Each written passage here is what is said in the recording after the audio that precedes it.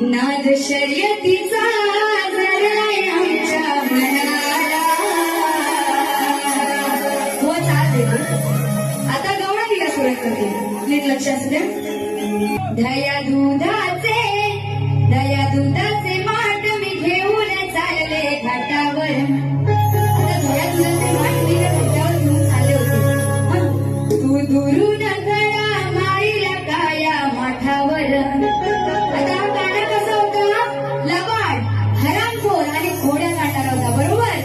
तर त्याने त्या माठाला खडा मारला आणि म्हणून काय म्हणायचंय? तसं परत ना कर.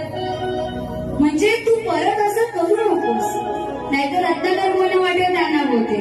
बुवा तुम्हाला बोलत नाहीये.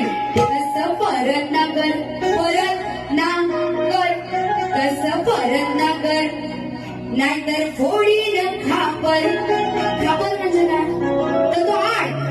जरी तू जर माझ्या माठावरती खडा मारला नशील कधी चुकून, तर त्याचं खापर, त्याचा आड मी तुझ्यावरतीच पुन्हा घेईन. म्हणून काय म्हणाले? तसं परत ना कर.